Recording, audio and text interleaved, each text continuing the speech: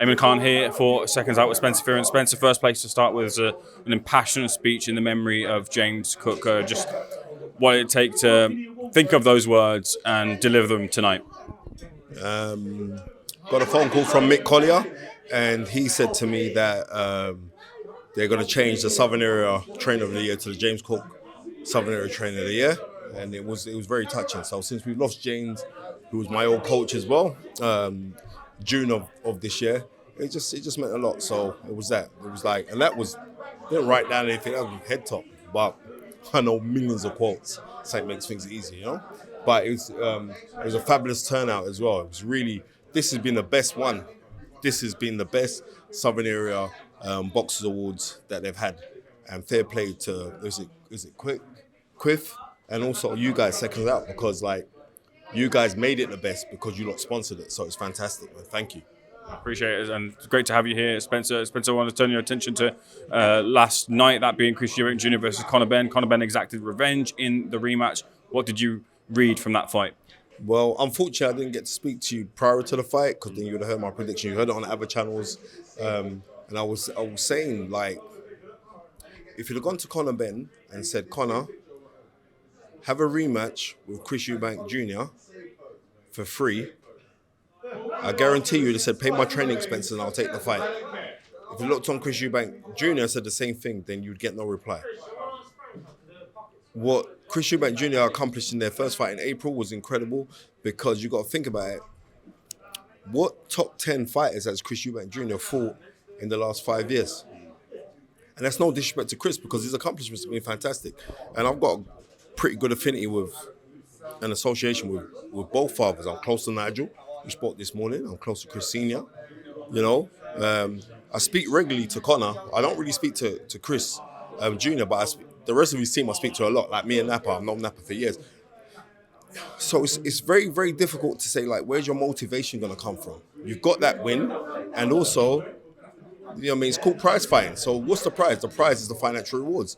So he has got massive financial rewards off of the back of him being the son of a legend, but not also that, but he can fight, right? But he's not a technical fighter per se.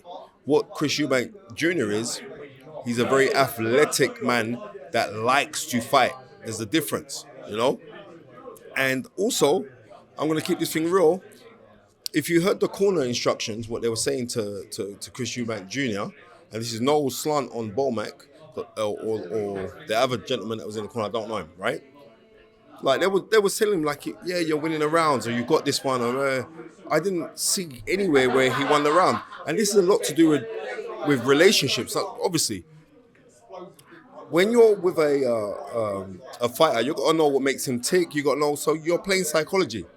What psychoanalysts can these guys become in such a short space of time to know how to gear up your fighter, how to raise him up, Chris Eubank Jr. is a fantastic entertainer. Like, you know, 50 Cent coming out and all the rest of it. But those things are the entertainment, but then you have to be able to do the business inside the ring as well. And you know what? Fair play to Chris Eubank Jr., because he hasn't made no excuses. He's taken this one, right? I think a lot of people are being very, very hard on him. And I think we shouldn't, because when he's done, and he may retire now, yeah? We are going to miss him. Because you got to think, back-to-back in the UK for those last two shows, they've been excellent. Yeah, it helps that we've got the influx of financial aid that's coming in from Saudi and all the rest of it, and Riyadh season and Turkey al-Sheikh. But it still caught the imagination, because I remember being a little kid, you know, November of 1990, when the dads fought the first fight. It was amazing. So to see all of these kind of things now, we're going to miss him when he's gone, you know. We're going to miss him. Do you think he does go? Do you think he calls it quits here? I'd like to see him go, right? Because it's funny, yeah? Conor messaged me 2 days prior to the fight, yeah? And he said to me, like, Chris doesn't seem the same. Like, he said, there's something missing him. These are his words, you know what I mean? And he said, I'm going to expose that. And, like, I did an interview on your channel just after the first fight, and I was saying, if Conor was to administer body attack and perpetual head movement, right, and not and throw shots offline, he's going to win this fight. But I didn't think he's going to do it. I didn't think Conor was going to be that good. And I have to be honest with you, I didn't think that Chris was going to be that bad. But maybe he was that bad because if someone stands with you and fights you, then it makes it easy. You know what I mean? I'm telling you this now, Mr. Khan. But if someone's moving side to side, giving you, and like popping out those hard jabs, and Conor was very fast, and he was stabbing the body. And I was saying to Nigel Benn, like, if your son was to study your fight, which he had against Nicky Piper, or his Galvano fight, that style, the hit and hop, but then putting down fucking power shots as well, yeah, it was an amazing performance by him. And like, we shouldn't take nothing away from Conor Benn's victory last night and say, well, Chris was this and he was that and blah, blah, blah. How was he meant to know that? He prepared for the best Chris Eubank Jr. Unfortunately, Chris Eubank Jr. didn't prepare for the best Conor Benn. Onto Conor Benn, is that the type of performance where he can now propel himself into a world title opportunity and a world title win? 100%. And I think the Barrios fight would be the ideal fight. Barrios holds the WBC title, and I think that would be the fight. It's going to take him a little while to cut down to get down to the weight. But what Conor Benn showed me is he showed me that he can stick to a game plan. And another person that needs to be greatly commended is Tony Sims, because they came with that game plan. Right, they came with that game plan, and he administered it beautifully. It was a really, really good. It was really good game plan. Nobody could turn around and say, "Do you think Eubank Jr. won a round?" He didn't even win a round. Maybe the first round was even, but apart from that, what did he do? He didn't do much, and that's not taking nothing away from Conor Benn. I'm saying Conor Benn was a person that administered the game plan, right? Because he could have come and like, let's have a fight, and if he just said, "All right, let's go and have a fight," maybe that would have been to the betterment of Chris Eubank Jr. And it would have been at Conor's detriment because he didn't know how to handle the lateral movement. He didn't really know how to handle those kind of things, and that's because he's naturally athletic. But he's gifted. You know what I mean? Chris Eubank Jr. is a gifted human being.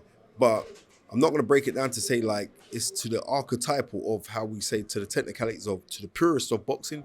He does things that can break the rules of boxing, and that's why he gets away with it. I see. It seems like we're getting 2 or 3 anti-Joshua fights. One with Jake Paul, one in February, and one potentially in September with Tyson Fury being the opposite corner finally. Do you think we see all 3 of those fights in sequence? Well, I hope we do. Listen, this is why I'm saying this. Like, I think Anthony Joshua's he's at the tail end of his career now where he's thinking to hell of it. Right? I want to earn as much money as possible. You think, well, how much money can somebody have? Yeah? He's right, but I think also he's come to the realization, look, there's only so many memes that you could do. So if things go bad for me, there's only so many memes. That lasts about a month, 2 months, no problem. Right now, he's saying, listen, I'm going to go get the bag. Because originally, Anthony Joshua hasn't come archetypal where it was like, it was a little kid who used to buy the Ring magazine and stick up the posters on his wall. Or he didn't grow up like that. He went into boxing relatively late 18 and said, right, I'm actually good at this, I want to say it. There is a difference. So now he's realizing like Anthony Joshua is an entity, he's a financial entity, right? So he's saying, well, this is a business move. So he's going to make business moves. I'm not knocking anything he does. I hope that he does fight Jake Paul. Before I was very saying, Jake, why are you doing this? You're not taking this thing serious. The world has changed, right? And what was it? Howard Wilson, our former Prime Minister of our country, said, he who rejects change is the architect of decay. The only human institution that rejects progress is a cemetery. So you got to go with the times. And this is the truth. You know what I mean? Like, you got to go with the times. He's going with the times. If that makes sense for him to have an exhibition with Jake Paul. It's not an exhibition as reported. Apparently it's a fight. It's a fight. Well, then Anthony Joshua's going to kill Jake Paul. Seriously, you're going to seriously hurt Jake Paul. Right? And you know what? And there's no shame if Jake Paul gets broke up by Anthony Joshua. If there is no shame in that because it's Anthony Joshua. But if that happens and it's a real fight, then so be it. But we have to be real about it, right? I hope that Anthony Joshua, there's something in the contract that says, Anthony Joshua can only land body shots then, right? So because there's got to be something. Because otherwise, Anthony Joshua will seriously take care of Jake Paul. Let's just be real. Right? But fair play to Jake Paul because he's putting eyeballs on the sport.